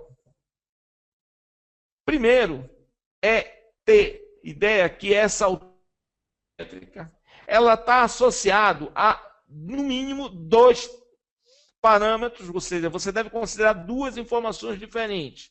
Primeiro, qual é o desnível geométrico que tem, qual é a altura que você tem que transportar, certo? Então, a altura vertical, certo? E qual é a perda de carga, que tem a ver qual é o caminho que eu vou transportar. Então, percebam, o que interessa olhar é qual é a altura do desnível e qual é a perda de carga ao longo do caminho. Então, toda vez que eu tenho mudanças de direção, eu vou ter incrementado no meu sistema perda de carga. O fato do líquido estar entrando em contato com o tubo, eu tenho perda de carga porque existe um atrito do líquido na superfície interna do tubo. E o interessante falar dessa perda de carga, certo, é que existe um parâmetro que é estático e um parâmetro que é dinâmico. Essa figurinha aqui é uma figurinha clássica, que é a ideia para mostrar o seguinte: esse parâmetro estático, ele não muda em função das mudanças, ou seja, da vazão. Tá? Se eu aumentar a vazão do líquido que está passando, ele não vai mudar, ele é estático. O dinâmico não, o dinâmico é influenciado diretamente pela quantidade de fluido que está passando. Vamos ver aqui o que seria, o que interfere, tá, no cálculo. Então aqui, ó, deixa eu tentar mover isso aqui. Então, essa altura manométrica aqui, que também é chamado de head, certo? Que daí vem a letra H, que é muito usado, que algumas pessoas ficam pensando que esse H é de altura, não é, é de head, certo? Então, a primeira coisa que tem aqui, ó, está aqui, ó, o Z, que é a distância, a altura, o desnível vertical. E aqui eu tenho aqui, ó, a pressão dividida pela massa específica ou pelo peso específico. Então, eu vou considerar massa específica ou peso específico. A gente vai ver na nossa próxima aula, quando a gente estiver discutindo, inclusive, curvas do sistema, que você tem 2 abordagens. Eu posso usar nas fórmulas para fazer a análise da curva do sistema, eu posso usar massa específica ou peso específico. O que vai mudar um pouquinho é qual é a fórmula que você está usando no sistema. Mas pensando assim, para eu dimensionar uma bomba, eu tenho que saber qual a minha parcela estática, que está associado ao desnível e está associado à característica do fluido. E eu tenho que saber qual é que é a parcela associado a velocidade, que é a parcela dinâmica. Então, aqui, ó, percebam que o Z é uma altura de referência. O P aqui é a pressão, está dividido aqui pelo peso específico, tá? E aqui a velocidade, e aqui está dividido pela aceleração da gravidade aqui, ou seja, então, aí o que é que você tem? Você tem uma equação que é uma equação que é abordada no hidrostática, que está mostrando o seguinte, que você tem a energia que você dispõe e a energia que você precisa. Então, eu tenho aqui, aí se eu distribuir isso aqui, eu vou ter a parcela estática e a parcela dinâmica. Então, percebam, a gente está falando o quê? Eu estou falando que Z2 menos Z1 é a diferença de altura. É o ponto mais alto menos o ponto mais baixo. Aqui, eu estou tendo aqui a pressão num ponto e em outro ponto. Então, por exemplo, eu tenho a pressão na entrada e na saída. Velocidade, entrada e na saída. Então, eu vou montar a minha equação aqui com os parâmetros que eu preciso para calcular. Quais são os parâmetros? A diferença de altura, a pressão e a velocidade. Então, Vai ser, e a partir daí eu vou poder calcular qual a energia que eu preciso passar para o meu sistema. Então, graficamente, como é que eu teria isso? Eu tenho aqui, ó, a parcela estática, ela é contínua, ela não muda com a vazão.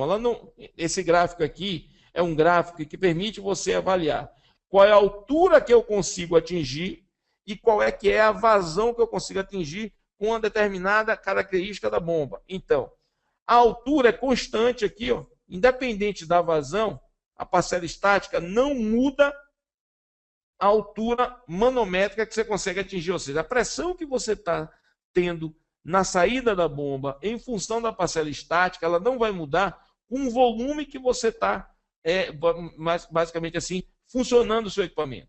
Mas a parcela dinâmica vai mudando. À medida que eu aumento a vazão, essa altura aqui ela vai precisando cada vez mais de energia.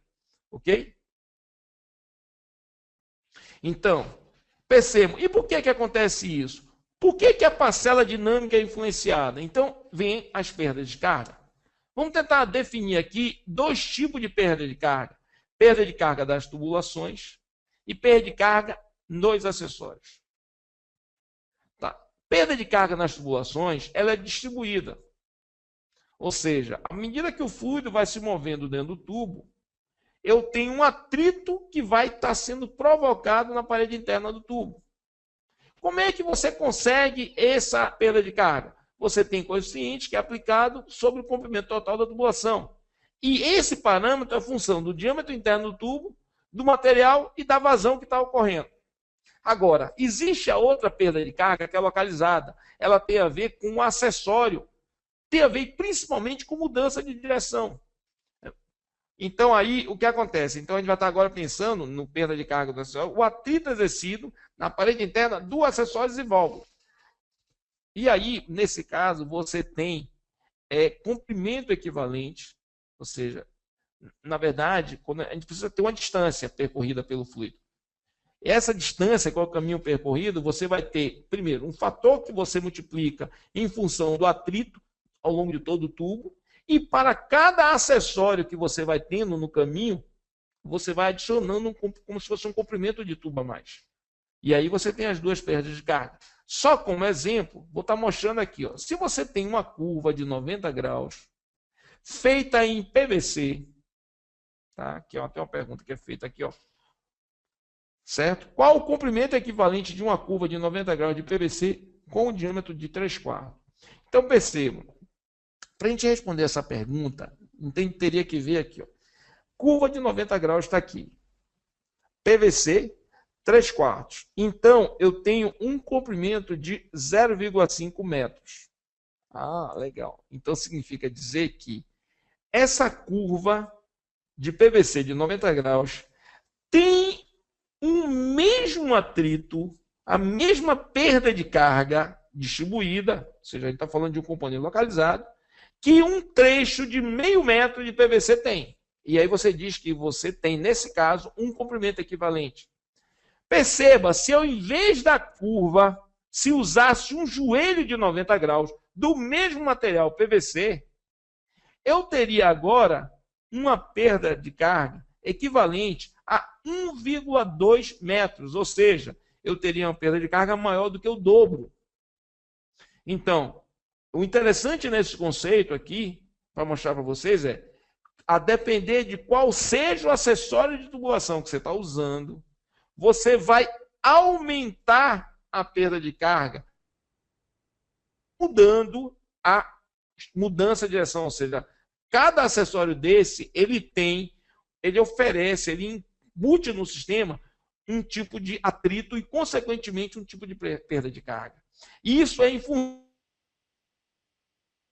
do acessório. Percebam que quando você aumenta o diâmetro, você aumenta o comprimento equivalente. Então, eu estou olhando aqui, a curva de 90 graus, PVC, se for de 3/4, que é mais ou menos 19 milímetros, vai estar 0,5 metros.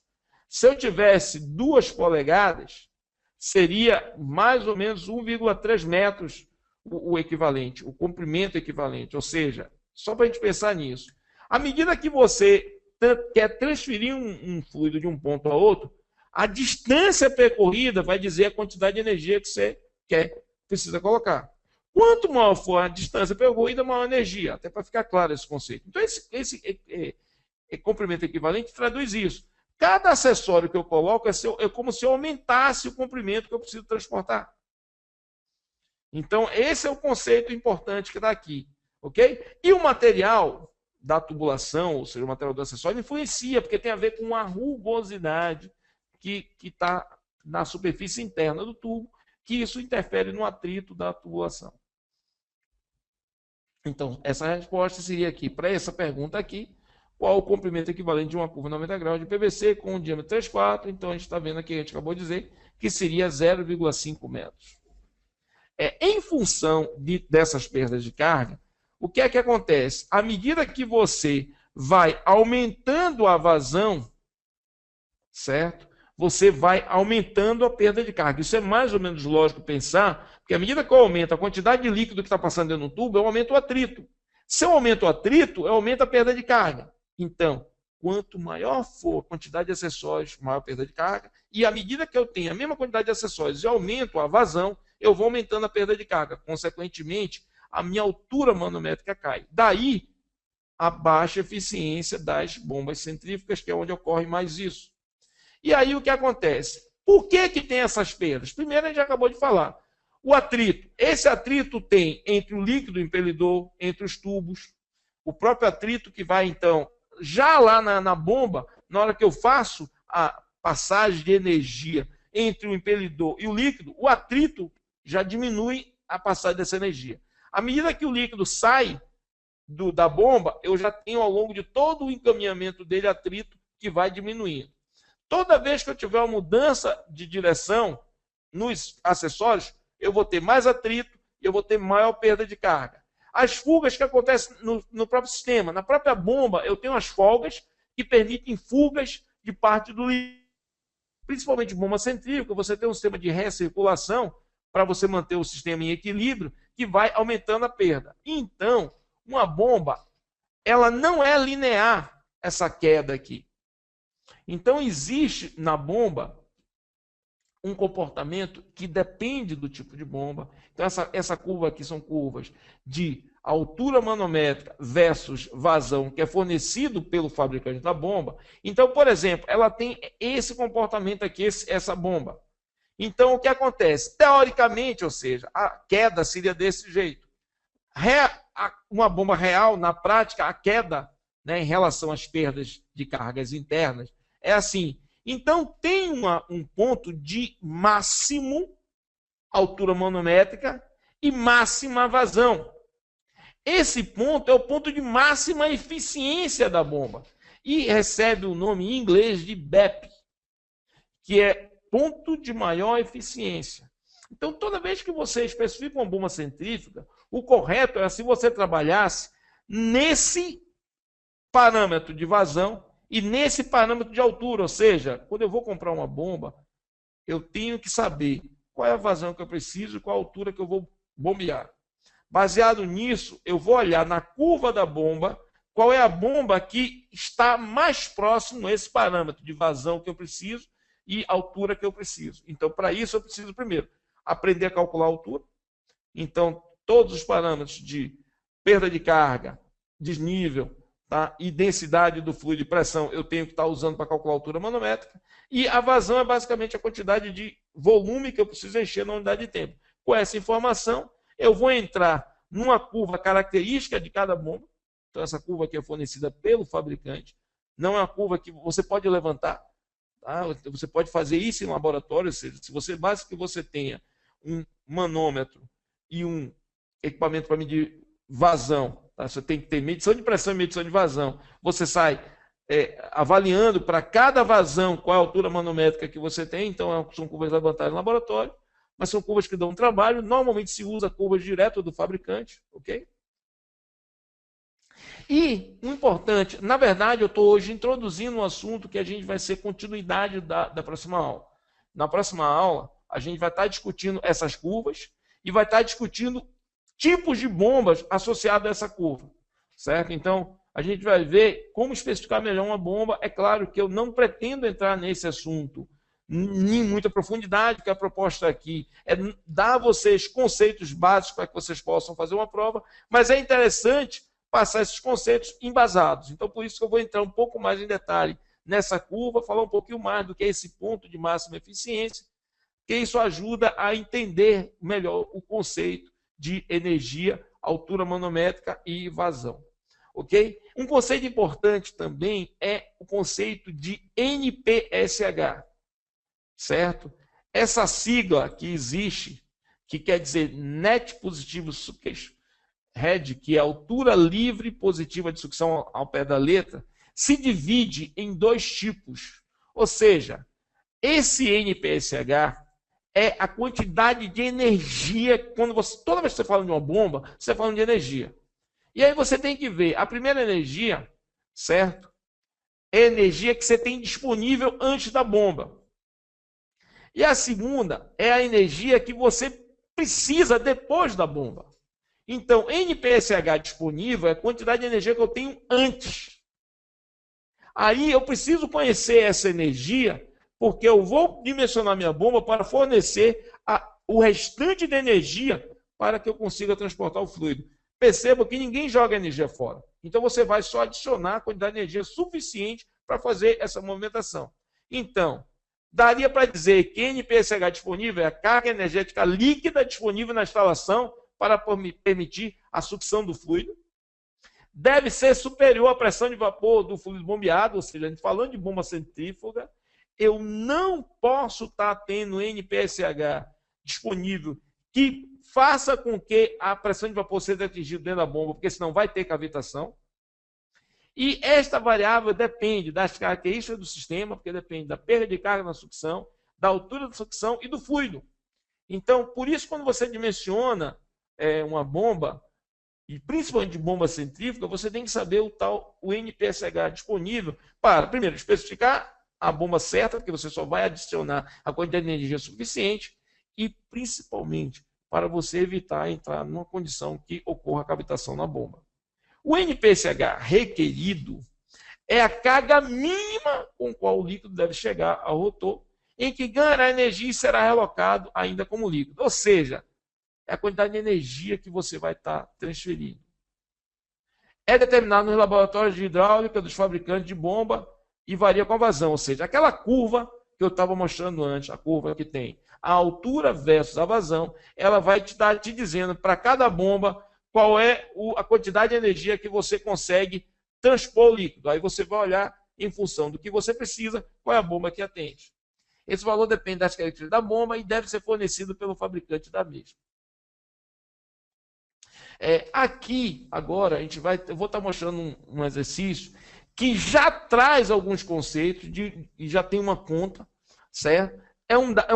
Eu vou estar introduzindo esse assunto é a continuação da nossa próxima aula, onde a gente vai começar a falar um pouco mais de potência adquirida, potência transmitida, mas eu já quis trazer na aula de hoje uma discussão de como resolver uma questão já fazendo algumas continhas, certo? Então, primeiro, essa prova é uma prova de técnica de operação júnior, foi uma prova de 2011, e tem a seguinte enunciado: uma bomba centrífuga de 1000 watts de potência localiza-se no andar térreo de um edifício.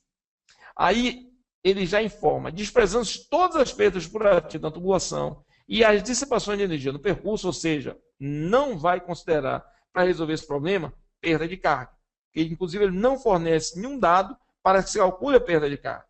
Porque para se calcular a perda de carga aqui, ele teria que fornecer os acessórios, teria que fornecer quais são os comprimentos equivalentes de cada acessório desse, teria que fornecer qual o comprimento da tubulação e o diâmetro. Então, ele já manda desprezar e não fornece nenhum dado. Então, não vamos nem perder tempo com isso. Quanto tempo é necessário? Então, a pergunta é, a partir do momento que você tem uma bomba de 1000 watts de potência, que está localizada no andar térreo de um edifício, então, aqui embaixo ele fala que a altura do edifício é 30 metros, então está localizado a 30 metros, a sua altura que você tem que mover o líquido é 30 metros, e ele pergunta quanto tempo você vai precisar para encher uma caixa d'água de 6.000 litros. considerando que ela está vazia. Então, a informação é quanto tempo eu preciso para transportar 30, num desnível de 30 metros, um líquido, água no caso, certo? Para encher uma caixa d'água de 6.000 litros, certo? Usando uma bomba de 1.000 watts. E aí ele dá aqui um dado. Primeiro, a aceleração da gravidade é 10 metros por onda quadrada e diz que a massa específica da água é 1 kg por litro. Então, para responder essa questão, a primeira coisa, eu vou trazer um conceito que volto a repetir, é um conceito que vai ser melhor discutido na próxima aula, mas eu já quis trazer nessa aula, que já é a introdução do assunto, que é, primeiro, a maneira como você... Primeiro, o que é que você precisa fazer? Você tem que informação aqui? Eu tenho potência, eu tenho altura e tenho volume. Então, eu preciso calcular a vazão da bomba. Que ele não deu a vazão da bomba. Porque se desse a vazão da bomba, era muito fácil. O que é a vazão da bomba? É o volume na unidade do tempo que ela consegue transportar. Então, como eu não sei a vazão da bomba, eu preciso de uma fórmula matemática que me permita, a partir da potência da bomba, conhecer a vazão. Então, a fórmula matemática que relaciona potência, tá, com vazão é essa fórmula que eu estou mostrando aqui agora. Então, você multiplica potência vezes altura manométrica vezes a densidade. E divide pelo número, que é um ajuste de unidade. Então, a potência, nesse caso, quando o número que está no denominador é 75, a potência está em cavalo-vapor, certo? A vazão está em metro cúbico por segundo, como a gente está vendo aqui do lado. A altura manométrica está em metro e a densidade está em quilograma por metro cúbico. Então, aqui, ó, se a gente for ver aqui, a primeira coisa que tem, vou traduzindo os dados. A primeira coisa é que eu quero calcular não a potência, eu quero calcular a vazão. Então, o que é que eu vou fazer? Eu vou trazer o Q para o outro lado da igualdade. Como é que eu faço isso? Eu multiplico. Eu pego os 75, passo para o lado de cá, certo? E aí, consequentemente, eu pego essa multiplicação, que é potência vezes 75, dividido pelo que está multiplicando o quê? Então, aí eu tenho... Esse é o jeito que tem de você estar isolando aqui o quê? Tá? Então, perceba que aqui agora eu estou me preparando para calcular a vazão. A partir de agora, eu vou colocar os dados. Então, qual é os dados? Potência. Como esse número aqui é 75, ou seja, a fórmula que eu estou usando, a fórmula que está normalmente usual, certo? Ela traz um ajuste de unidade considerando que a potência está em cavalo-vapor. Então, eu vou converter 1.000 watts para cavalo-vapor. Então, eu vou dividir 1.000 por 746, vai dar 1,341. Tá? E aí eu vou pegar os outros dados, que é a altura que tem, a densidade lá convertida já para quilograma por metro cúbico, e vou fazer a conta. Achei aqui qual é a vazão em metro cúbico por segundo. Quando eu faço isso, o que é que eu tenho? Eu tenho agora a vazão. Eu tenho o volume do tanque, que é 6.000 litros. Eu sei que, se eu quiser calcular o tempo, basta que eu divido o volume pela vazão. Pela vazão, o que é que eu tenho? Eu tenho 6.000 litros dividido pela vazão que eu calculei aqui, baseado nessa fórmula, que só que está em metro cúbico por segundo. Eu não posso dividir litro por metro cúbico, então eu vou converter. A gente sabe que 1 litro é igual a 1 decímetro cúbico. Então, convertendo 6.000 litros para metro cúbico, eu sei que 6.000 litros é igual a 6 metros cúbicos. Fazendo essa conta, eu encontro 1.790,4 segundos. A resposta lá está em minutos. Então, eu divido por 60 esse número e vou achar aqui aproximadamente 30 minutos, que dá 29, alguma coisa. Aproximadamente 30 minutos. Indo lá na resposta, seria, portanto, a resposta da letra A. Ok? E eu quis com essa questão mostrar para vocês que, primeiro, se trabalhei em conceito, os conceitos de energia, alguns conceitos que a gente já discutiu, conceitos outros que a gente vai discutir na nossa próxima aula, conceitos de conversão de unidade, certo? E, então, essa é a maneira que qualquer prova Petrobras, principalmente para júnior, é aplicada. Na verdade, qualquer processo seletivo busca isso. Misturar conceitos para que fique fácil avaliar quem está dominando os conceitos ou não. Ok? Então, essa era a nossa aula programada para hoje, certo? Vou ver aqui, porque eu vou ver aqui os comentários. Jamile levantou a mão, eu vou estar aqui, voltando aqui. Opa. Vou estar liberando o microfone de Jamile Teixeira. Olá, Jamile, tudo bem?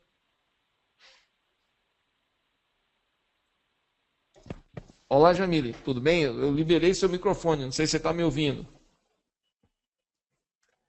Tá? Antes de eu faço uma enquetezinha aqui, ó. Vamos fazer uma avaliação rápida antes que o pessoal comece a sair. Em relação à aula, eu fiz 3 enquetes aqui. Cadê aqui, ó? Question goals. Já essa aqui eu já fiz antes de você chegar em relação. Fazer umas perguntas pro pessoal. Pessoal, aí a gente está, como o Paulo Vicente está falando, tá? Está aí aparecendo na tela de vocês, certo? A gente vai fazer uma enquetezinha, vai até para a gente poder melhorar. Então, em relação à abertura do microfone durante a aula, certo? Até para ver, porque percebam que eu mudei um pouco a minha postura da aula de hoje para a aula passada. Então, é melhor liberar o microfone a qualquer momento, as perguntas para o final da aula. Por favor, ajudem a gente, respondam. 58% votaram, pediu para a gente votar. É importante que vocês votem, porque essa dinâmica é interessante, porque a gente quer até estar atendendo o que a maioria pensa, né? Certo? Até então está dando empate técnico, certo? O legal é que a gente consegue ver isso aqui quase que online aqui. Vocês vão votando, a gente está vendo aqui, ou seja, percebemos aqui que 85% das pessoas votaram. Vocês estão vendo aí agora? Ou seja, está meio a meio. Meio a meio, então a gente vai tentar aumentar a quantidade de intervenções do microfone, tá? Ok? Muito obrigado aí pela essa coisa. Vamos estar fazendo mais uma. Aí agora tem mais uma enquete, ó, comparando nossa metodologia com a das aulas presenciais. O que vocês acham? As aulas à distância são melhores ou prefiro as aulas presenciais? Vocês já conseguem? Ok, a gente já está vendo aí, ó. Daqui a pouco o Paulo, a gente vai estar levantando aí o Paulo aqui, que é o gestor aqui da enquete, vai estar liberando para vocês verem aí como é que está. Agora, 76%, não é isso? 76%. A gente solicita que todo mundo clique aí, que a gente até viu que agora apenas 76% votaram. Dos 44, ou seja, tem 44 guerreiros aqui com a gente até agora, aqui, certo? Ok? Então tem, olá, você está vendo aí? Então existe, o interessante do ser humano é isso, é importante valorizar essas opiniões, ou seja, que tem pessoas que acham ainda a aula presencial algo interessante, então a gente vê, mas a maioria entende a aula à distância, a gente tem essa percepção, é importante sempre estar avaliando isso com vocês, até para que a gente possa ver. E tem mais um aí, né, Spon? Tem mais uma só, a gente não quer cansar vocês demais. Hoje, inclusive, eu tentei. Como você avalia essa aula? Sejam extremamente críticos, por favor, ou seja, ajuda a gente a estar melhorando. Eu estou vendo aí que 73, certo? 85, bora aí, se 100% puder votar. Daqui a pouco a gente vai estar compartilhando o resultado para vocês verem, certo? Hã?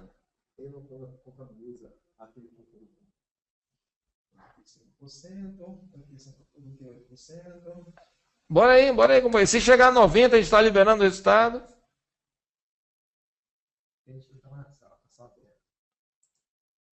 Ó, então vocês vão ver aí agora o resultado. tá? É um resultado que a gente considera muito bom, certo? Dentro da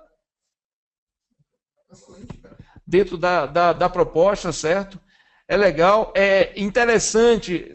Por favor, até postem aonde vocês acham que deve melhorar, ou seja, principalmente as pessoas que consideram regular, enxergam aí o ponto de melhoria, aonde é que está.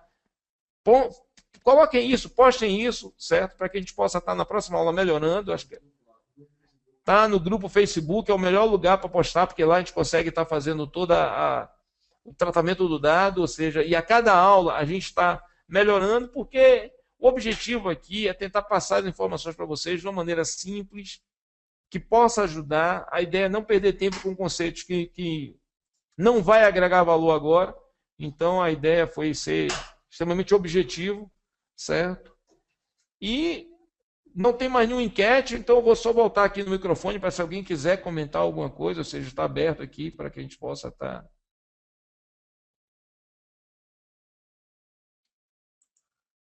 Ok, então aqui tem aqui, sequência aqui, eu vou ver aqui primeiro Lucas aqui, Lucas Bahia. Então, Lucas, olá Lucas, tudo bem? Então, em relação à enquete que teve de aula à distância, né, eu acho que a distância é melhor porque tem a questão da locomoção, né? A gente está em casa assistindo aula e também a gente pode rever os vídeos, tirar nossas dúvidas revendo os vídeos, né? Então, acho que é importante. Isso, Lucas. É legal o seu comentário. Então, é isso, Lucas. Como é que está registrando? Então, essa é a ideia. Perfeito. A oportunidade que tem de você rever os vídeos maximiza o uso da aula à distância, certo? A gente tem que sempre considerar que a velocidade de aprendizagem de cada um é diferente. E por isso que faz com que uma pessoa, numa aula, aprenda muito, outra aprenda menos. É a opção que você tem, a possibilidade que você tem de rever uma aula, ajuda você a ver algum conceito que passou batido, até para nós, professores, quando a gente revê a aula, a gente vê, pô, tal conceito eu podia ter explicado melhor nisso, aquilo, então acho que é um aprendizado geral, perfeito. Mais algum comentário, Lucas? Então, vou estar fechando seu microfone aqui, vamos abrir aqui o microfone de Jamile aqui. Olá, Jamile, tudo bem? Jamile, eu já tentei uma vez, deu alguma coisa, então, olá. Ó, vou estar fechando seu microfone aqui para não dar microfonia. Vamos ver aqui, ó, Lucas Thiago. Olá, Lucas, tudo bem? Olá, boa noite, professor. Em primeiro lugar, gostaria de parabenizar por essa bela aula e queria dar uma dica ao professor Paulo Vicente em relação ao curso extensivo, se teria como ele, no decorrer dessa semana que ele vai estar fora, postar no Face se realmente tem o interesse de abrir uma turma, enfim, se mais de 50 pessoas se credenciarem para fazer esse curso, se seria uma boa, né? É isso. O Paulo Vicente está ouvindo aí, acabou de ouvir, ele tá? Então ele vai estar analisando e vai estar respondendo isso no Face aí, ok? Pronto. Obrigado, professor. Beleza? Muito obrigado pela participação, Lucas. Tá? Deixa eu ver aqui, rapaz, permitir aqui, deixa eu ver. Olá, Alex Franco, tudo bem? Olá, professor. Boa noite. Boa noite. Eu queria agradecer pela aula, pelo projeto. E uma dúvida, com relação à cavitação. O que eu posso fazer para minimizar ou diminuir a cavitação? A cavitação você tem que, na medida do possível, aumentar o NPSH, ou seja, pense assim, ó, na entrada da bomba eu tenho que reduzir o máximo a perda de carga. Ok.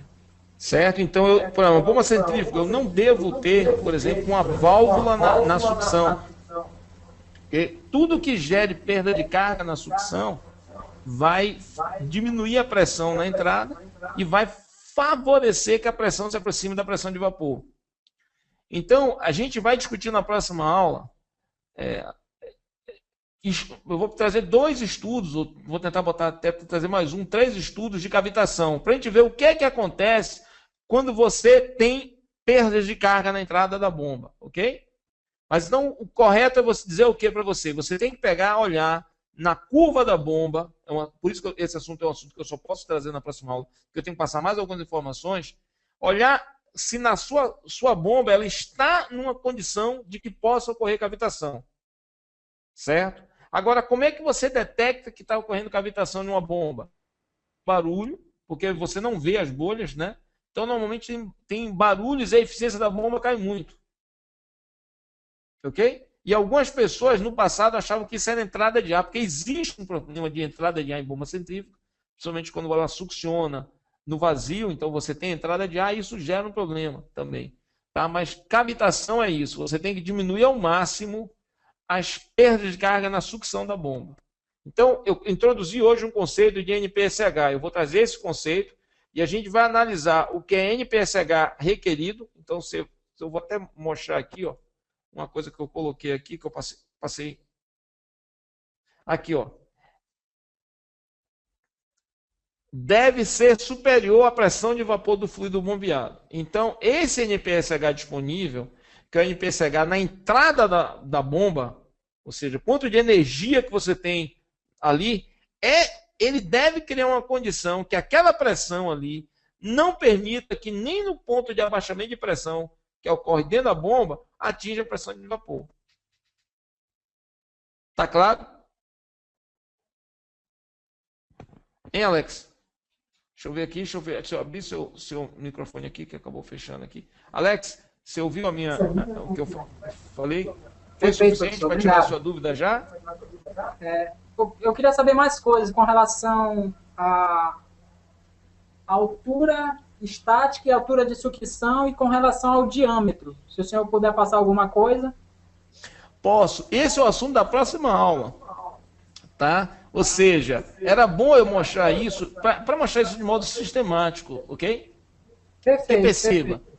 Cavitação é você pensar assim, se a pressão dentro da bomba cair abaixo da pressão de vapor, ela vai gerar cavitação. Aí é interessante eu te mostrar isso mostrando as curvas de algumas bombas. Porque você vai ver, se você variar rotor, tem várias coisas que você faz na bomba e que você coloca ela em condição de cavitação. Tá? Mas é pensar assim, nesse primeiro momento, era bom você pensar, tudo que diminui a energia disponível favorece a cavitação. Então, essa energia que está anterior à bomba, ela te ajuda a escolher qual tipo de bomba que tem. Então, aí eu vou mostrar como é que eu, olhando para uma bomba, eu sei que se ela vai cavitar ou não, entendeu? Mas eu preciso dar mais uns 2 ou 3 conceitos de curva de sistema. Eu preciso mostrar algumas curvas diferentes para que você entenda o que é essa diminuição de energia, o que é o NPSH disponível. Tá certo. Muito obrigado, professor. Espero a próxima aula. Ok. Deixa eu ver aqui. Alexandre Barbosa. Olá, Alexandre. Tudo bem? Deixa eu ver aqui. Alan Ambrose. Deixa eu ver aqui, Alan. Não. Esse sinal aí é sinal que ele não tá dentro da sala. Ah, ok. Sinal da mãozinha, Lucas Bahia e Jamile. Deixa eu ver aqui. Olá, Jamile. Tudo bem?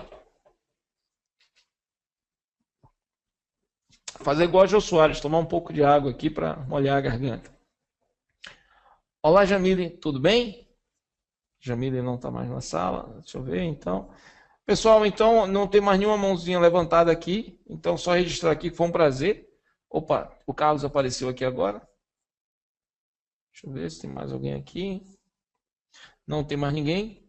Paulo Portugal, deixa eu ver, deixa eu fechar aqui. Olá, Paulo, tudo bem? Olá, você me ouve, professor? Tudo bem? Você levantou a mão aqui, você quer comentar alguma coisa? Tem alguma dúvida, alguma contribuição? Eu só tenho uma sugestão. Eu achei esse horário de sábado à tarde bem ruim. Particularmente, eu preferiria o horário de terça e quinta à noite. Eu não sei os outros, mas essa é a minha opinião. Pronto. A gente vai estar liberando uma enquete de horário até para a gente conhecer, porque tem várias aulas que estão sendo dadas, Paulo. Então aí não tem como todas as aulas ser dadas num dia. Então a gente vai até liberar uma enquete até para a gente ver dentro do que for possível a gente adequar para isso, ok? Ok, obrigado pela aula, hein, professor. E obrigado pelo comentário aí, tá? E dentro do que for possível a gente vai atender ao que for melhor para vocês, ok? É que tem limitação de professor, limitação de horário, então a gente vai tentar trabalhar com isso. Eu entendo. Certo? Mas para Ok, começo então. é excelente, cara. Sendo muito bom. Beleza, então. Bom, tá. Um abraço e tá.